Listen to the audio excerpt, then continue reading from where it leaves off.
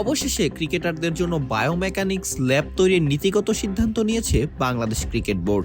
এরই মধ্যে পূর্বাচলে ল্যাব স্থাপনের জন্য পরামর্শ খোঁজা শুরু করেছে সংস্থাটি। শুরুর দিকে বিদেশি টেকনিশিয়ান দিয়ে এই ল্যাবটি চালানো হবে। সাধারণত বোলিং অ্যাকশন নিয়ে কোনো সমস্যা ত্রুটি কিংবা আইসিসি থেকে প্রশ্নবিদ্ধ হলে বাংলাদেশের বোলারদের যেতে হয় পার্শ্ববর্তী দেশ ভারত কিংবা সুদূর ইংল্যান্ডে পরীক্ষা দেওয়ার জন্য, কারণ দেশে নেই কোনো বায়োমেকানিক্স ল্যাবরেটরি। আর এবার সেই দুর্দিনের অবসান ঘটাতে যাচ্ছে বাংলাদেশ ক্রিকেট বোর্ড। প্রায় 10 কোটি টাকা খরচে এবার বায়োমেকানিক্স ল্যাব স্থাপনের উদ্যোগ নিয়েছে বুলবুলের বোর্ড। ওয়ালটন এখন দেশের সীমানা পেরিয়ে পৌঁছে গিয়েছে 50টিরও বেশি দেশে।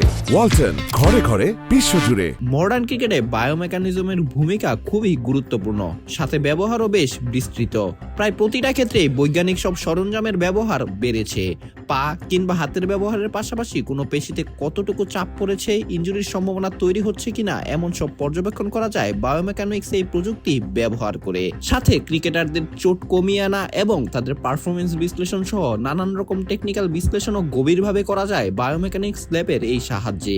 তাই এটা খুবই কার্যকরী হবেও বলে মনে করছেন বিশেষজ্ঞরা। এজন্য এই ল্যাব তৈরির নীতিগত সিদ্ধান্তে এসেছে বাংলাদেশ ক্রিকেট বোর্ড, কারণ খেলোয়াড়দের ল্যাবে নিয়ে গিয়ে সমস্যা সমাধান তো তারাই করবেন। বিসিবির সিদ্ধান্ত নিলেও কবে নাগাদ বায়োমেকানিক্স ল্যাব তৈরির কাজ শুরু হবে তা অবশ্য এখনো জানা যায়নি।